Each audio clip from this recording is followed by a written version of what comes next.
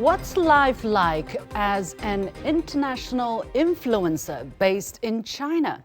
In the past few years, a host of international bloggers or vloggers have appeared on social media platforms both within China and abroad to share their experiences and views about everything Chinese. Through pictures, articles, videos, and some with professional level quality, they have been loud and clear in telling the China stories through their perspective, and they have attracted great attention. In fact, they have helped build an online community of like-minded commentators and followers who are fed up with what's been written of China on mainstream English media. However, there is a rub.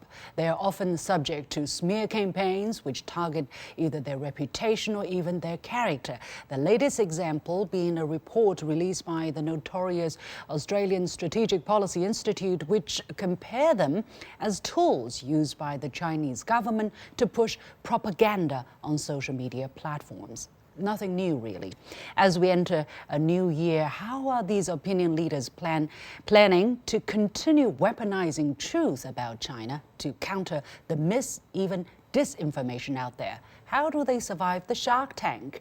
Welcome to this special edition of The Point with me, Liu Xin, coming to you from Beijing. I'm pleased to be joined from Shanghai by Andy Boreham and from Zhongshan City in southern China by Jerry Gray. Gentlemen, welcome to this special edition. So let me give people a brief introduction to my guests. Andy was born and raised in New Zealand, and he completed his master's in Chinese language and culture in Shanghai's prestigious Fudan University. After graduation, he became a full-time employer of Shanghai Daily, and he's been there for 7 years.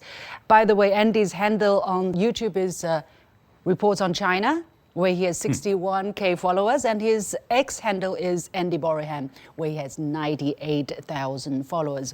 Jerry, which is my second guest, joining us from southern China's Zhongshan City, has also a very interesting experience. He was born in the UK. He served 10 years as a police officer in UK, but later he migrated to Australia, where he worked in a multinational organization. But since 2003, he moved to China and has been living here ever since. He has traveled to over 200 cities on the Chinese mainland. He says he probably knows the Chinese mainland than many Chinese do. And he loves cycling. That's why you see a helmet.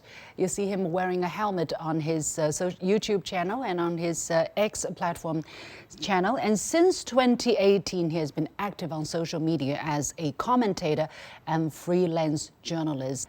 Jerry, welcome to The Point. Now, having said a little bit about your experiences, 2023, you have all been very busy, and I have been following what you have been doing. But looking back yourselves in the year 2023, if I'm going to ask you to name one moment, what would that be? Andy, let's start with you. Oh, there were so many moments last year. But I think probably for me in my work, it would have been riding on the new China-Talas Railway. I think that was a proud moment. As someone who's lived in China for 10 years, I felt as proud or maybe even more proud than many Chinese did. So I think, yeah, exploring the Belt and Road Initiative countries was absolutely amazing and something I won't forget. Jerry?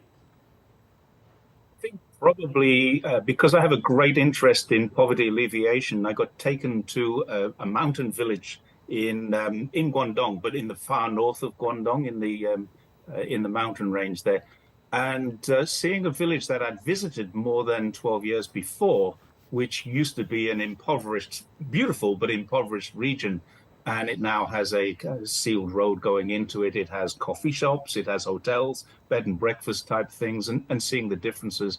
I'm a big fan of poverty alleviation, and that to me epitomizes exactly what has been happening in my time in China. So that was probably the big one for me. Mm-hmm. Well, both of you call yourself media personnel or journalists who are telling the true facts about China and Jerry, you call yourself the one who does research to debunk the misinformation.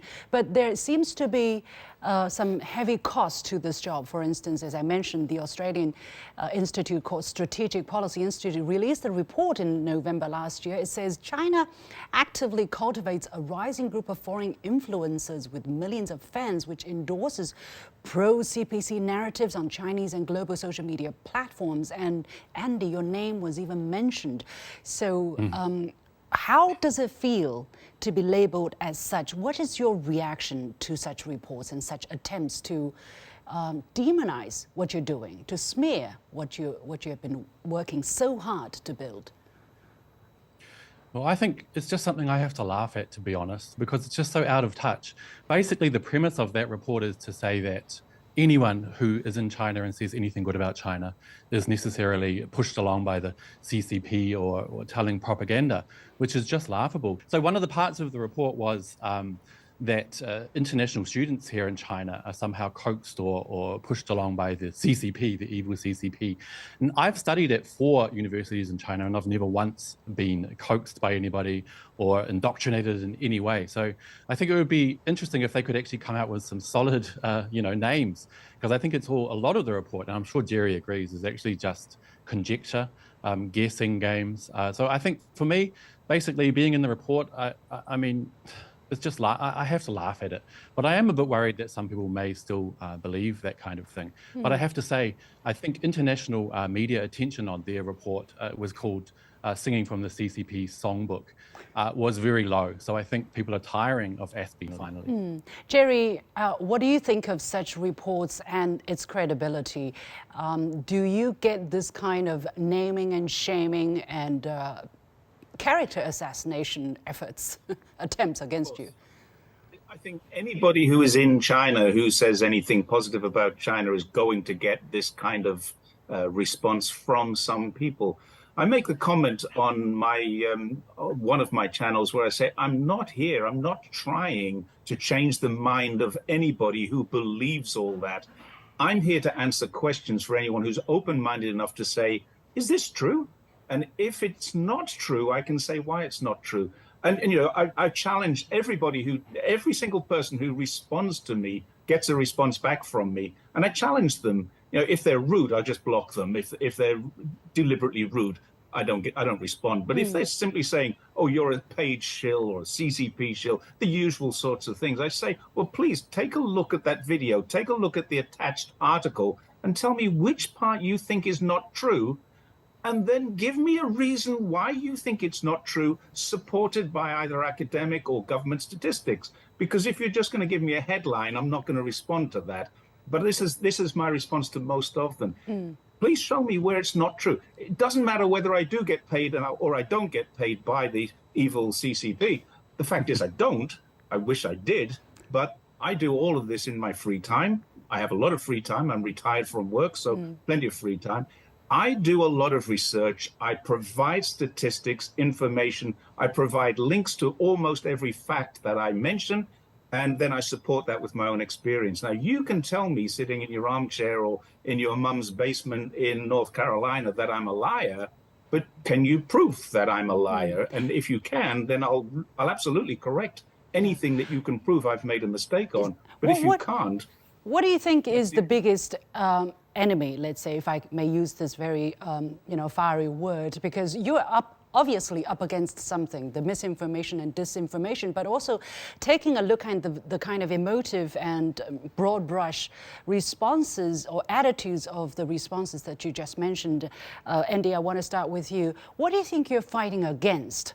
And sometimes it seems like your only crime is that you're praising China and criticizing the West and starting from the Western media. I think what we're fighting against, and it sounds like a conspiracy theory, but I think it is this large. It is Western oligarchy. It is the US government, mainly led by the US government.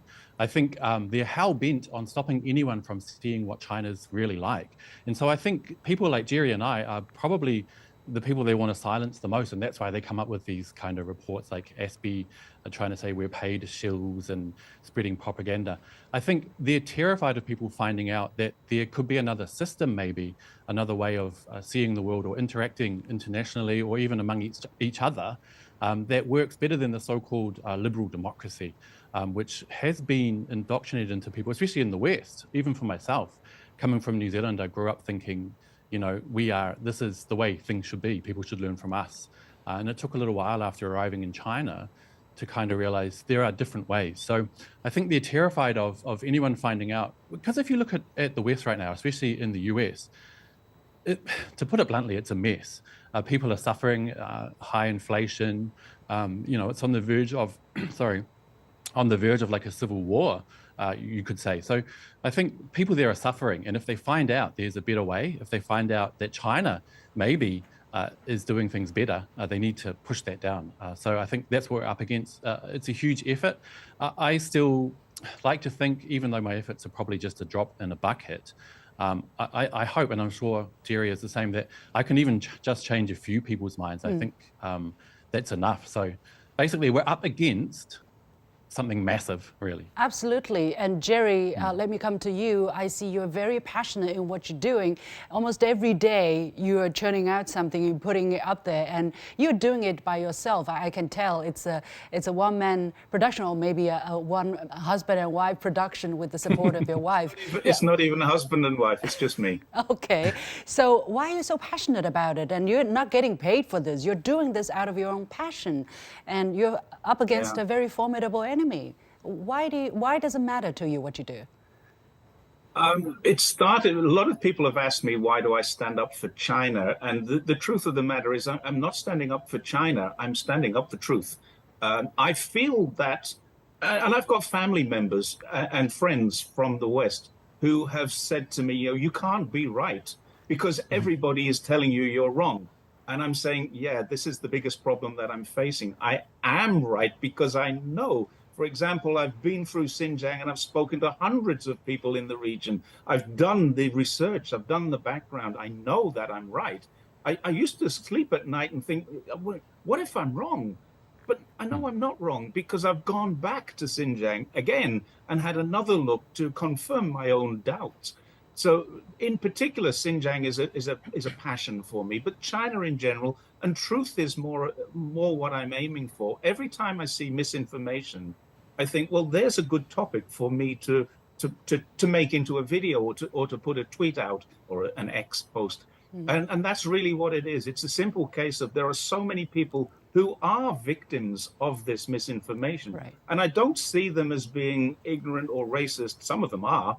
But I see them as being victimized. They do not know the truth. And they believe, because it's repeated over and over again, all the lies about China. China is not what they think it is. It's absolutely not. You know, how do you attract more attention? How do you get your message across more effectively?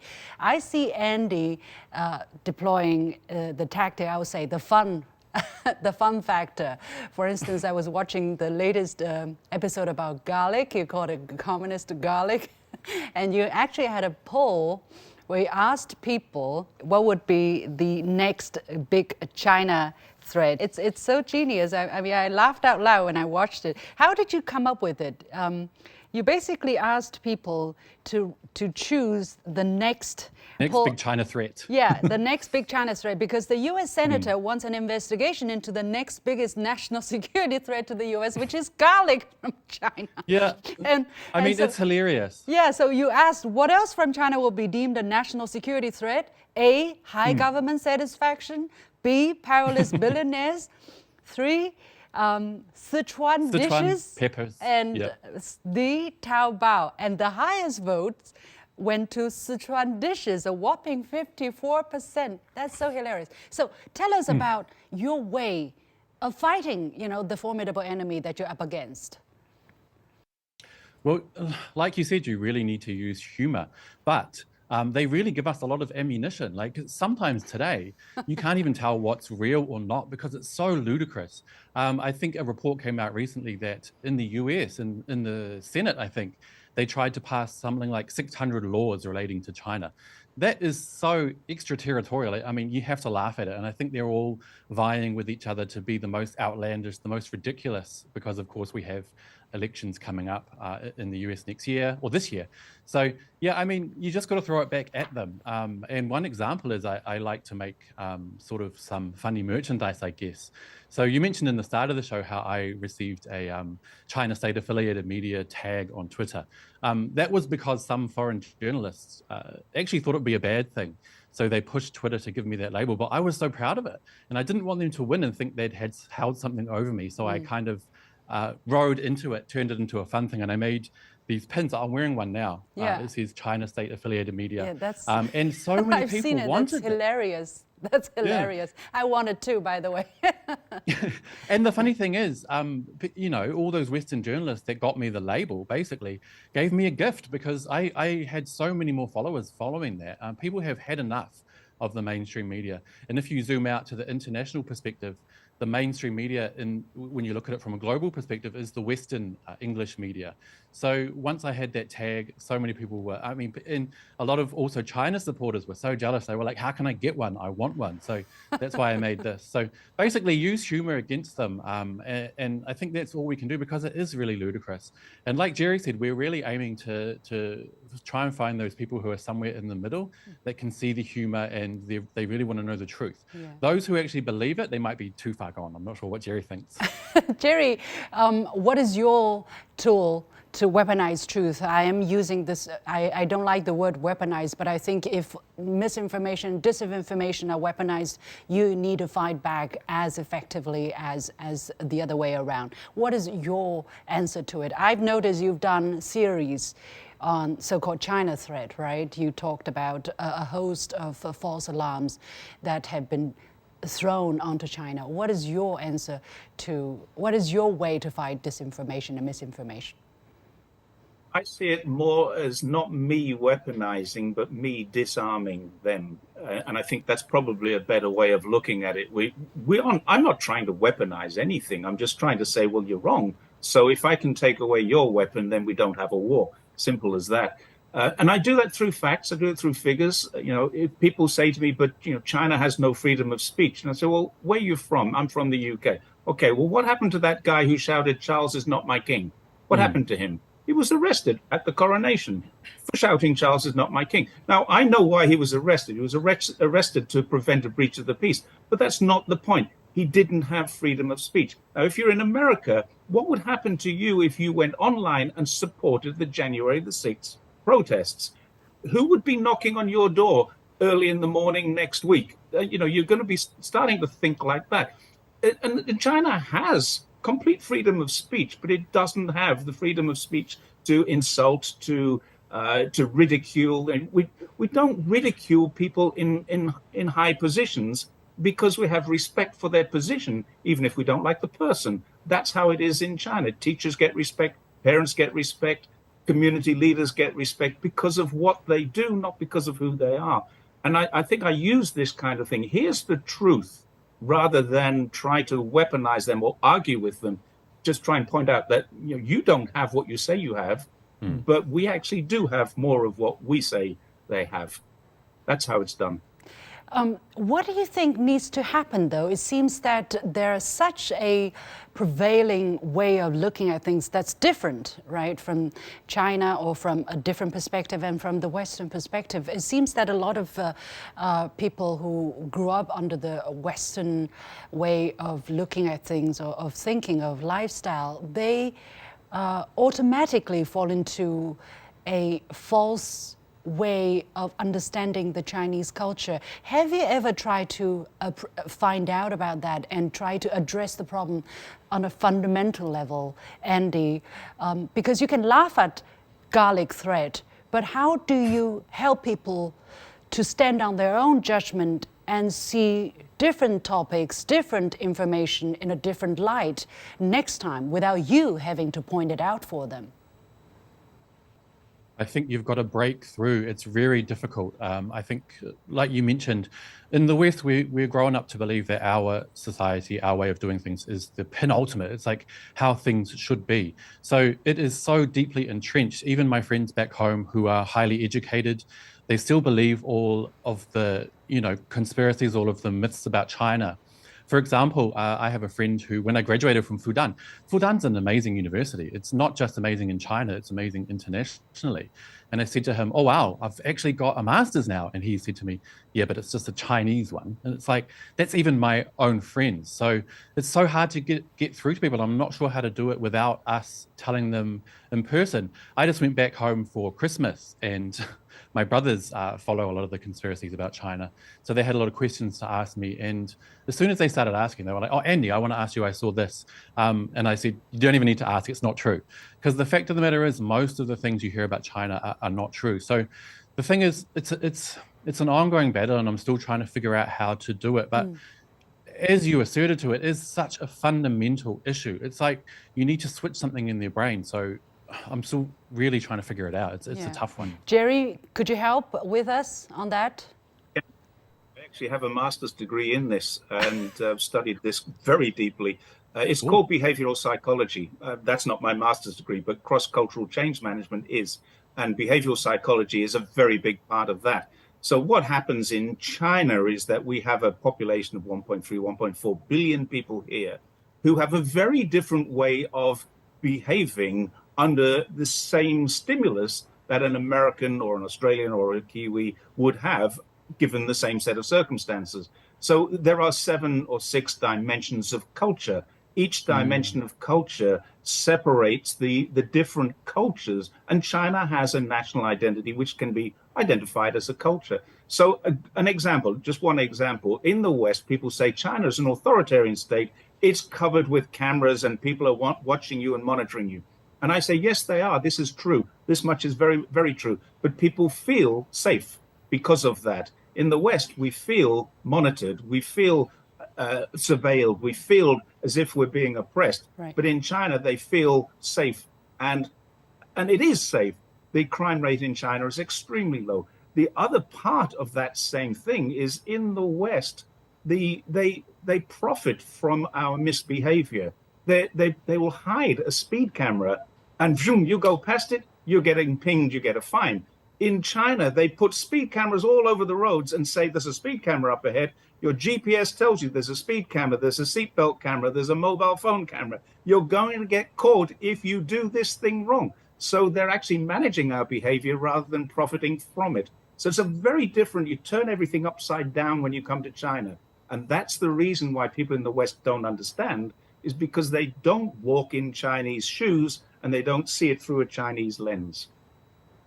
Is there going to be a day where this is going to change? The China bad, habit, is it going to change, or is it going to be a long, long time until people in the West, governments in the West, established institutions in the West are going to say, okay, the Chinese and the Asian people and all other people in developing countries, they behave, they think differently. So let us put ourselves in their shoes.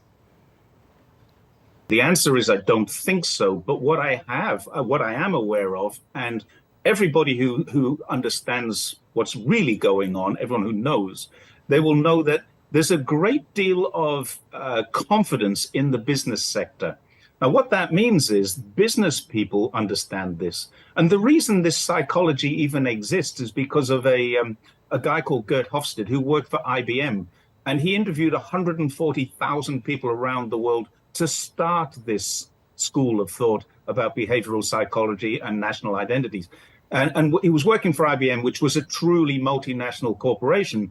And they were finding that their business decisions, American business decisions, weren't being implemented in the same way in Japan or in Hong Kong. There was no China back in those days for them when he first started this. And what they decided was, let's look at why Japan are doing this differently. Let's look at why Burma or India or any other country is doing it differently. And so that's how it happened. So corporations are very much aware of this. Government seems to not take the right advice. And that's the problem, because what we're seeing, direct foreign investment still coming into China, despite this claim that it's reducing. It's not. Profits being taken out, and it looks like it's reducing. But the corporations are still coming here and doing business because they know and they understand it. What they don't have often is good management here, and that's why a lot of foreign corporations, they come here and then they fail because they haven't matched their business philosophies with workplace psychology. And these two things don't match. They're a mismatch. And consequently, that needs changing. But in terms of whether it will change on a geopolitical global level, the answer to that is I don't think so. Not until America, and it is the US that drives this, America needs revolutionary change. And by that, I don't mean civil war. I mean, it needs to go from being what it is now, 100% or 180 degrees different, and look at the world differently. And that's not going to happen, probably not in my lifetime or yours. Wow. I'm sorry. Well, so we'll be busy, we'll be driven, and Andy, you'll be, I hope, continue to be passionate about what you're doing. What are your viewers, what are your followers saying? How much support are you getting from their response? How much echo are you getting back to tell you that you're doing the right thing, at least? Well, actually, one of my peers, Jerry, is actually one of the people that gives me a lot of support. But my viewers, I think it depends on which platform. So if you look at my YouTube, it's very much 99% positive. So I can, if I feel bad, I just go there and have a look. But Twitter, you get a more of a kind of realistic response, I guess.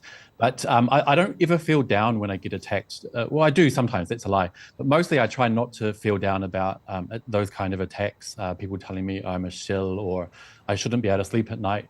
Because those people, when you think about it, they don't know you. But also, when I get quite a lot of negative comments on a certain post or video, I think it's a success because that means that the content has reached a wider audience. So it's like a double-edged sword, I guess. So I get strength from the negative and the positive, but at times also you need to, speak with friends, people in similar shoes, for the support. But yeah, it's a tough battle, but I think I'm going to keep going. It's you have to be a strong person, both physically and psychologically, mentally, to be able to do that. Jerry, very briefly, one minute, if you can. Where do you get your strength from, and what do you think of the kind of feedback you've gotten? Exactly the same experience as Andy. My Twitter is a bit of a cesspool of bad feedback with mixed good feedback. My YouTube is 99% positive.